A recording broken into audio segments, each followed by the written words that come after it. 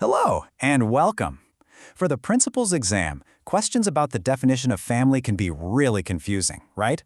Well, in this explainer, we're going to make these tricky rules incredibly simple so you can walk into that exam and answer with total confidence. Let's start with a very common point of confusion you might see on the exam. Imagine this. A married son is completely dependent on his government employee parent. So, is he eligible for a family pension? By the end of this session, the answer to this will be absolutely crystal clear. We've structured this like a masterclass, following these 5 steps.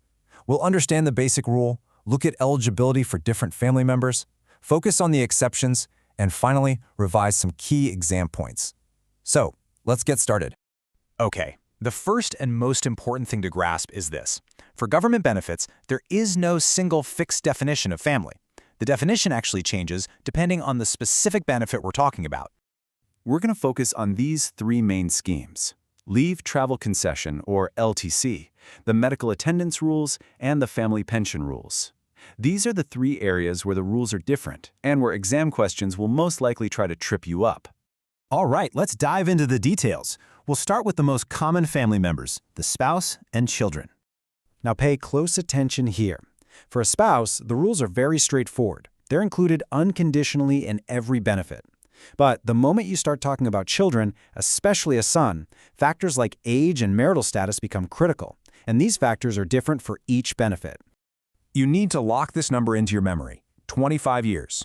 The rules for family pension are very clear. As soon as a son or an unmarried daughter turns 25 or gets married, their eligibility ends. Time for a quick test. You have an unmarried 26-year-old son who is wholly dependent. Which of these is he eligible for? Family pension or LTC? Have you got it? The correct answer is B, Leave Travel Concession. Why? Because for family pension, he's already passed the age limit of 25. Simple. Now here's where it gets really interesting. The rules can completely change in special cases. And, these are a favorite topic for examiners.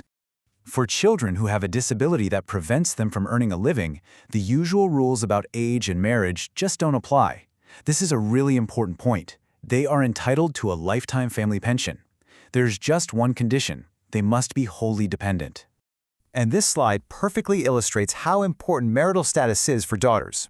If a widowed or divorced daughter becomes dependent on her parents again, she can be considered part of the family once more and become eligible for benefits. Let's test this concept with another scenario. A government employee has a 30-year-old married daughter with a physical disability. Is she eligible for a lifetime family pension? Think about it. The correct answer is A. Yes, absolutely. In this case, the disability rule overrides the marriage rule, as long as the disability prevents her from earning. Okay, let's move on to parents and siblings. Now, this is where the rules get even stricter, and the potential for confusion really increases. So, the most crucial concept here is being wholly dependent. This has a specific financial meaning. A family member is only considered dependent if their income from all sources is less than the minimum family pension. This is the magic number you need to memorize for LTC dependency: 9,000 rupees plus dearness allowance. If a parent's monthly income is less than this amount, they are considered dependent. Make a note of this. Pay special attention to this chart. You see, dependent parents are eligible for LTC and medical benefits, but they are never eligible for family pension. This is a major exclusion that could definitely be an exam question. And here's another very specific point to remember. For medical benefits, step-parents are explicitly excluded from the definition of family, even if they are completely dependent. We've covered all the rules and exceptions. Now, let's consolidate everything into the 5 most important keynotes for your exam, just to make revision a little easier. Just remember these 5 points: the dependency income, the 25-year age limit, lifetime eligibility for disabled children, the timing of adoption, and the limit on children for LTC. If you know these 5, you'll be able to answer most questions on this topic with ease.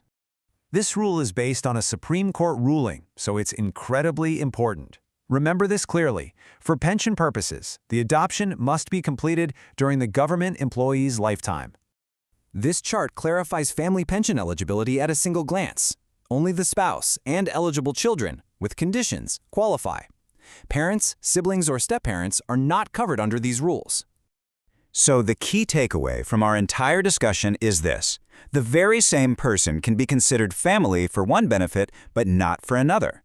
That's why, in the exam, you must always ask yourself the question, which benefit are they talking about? The answer is hidden right there. And finally, a question for you to think about. Which family members' eligibility rules have the most exceptions, and what's your strategy going to be to remember them? Reflecting on this will really solidify your preparation. We wish you the very best for your exam.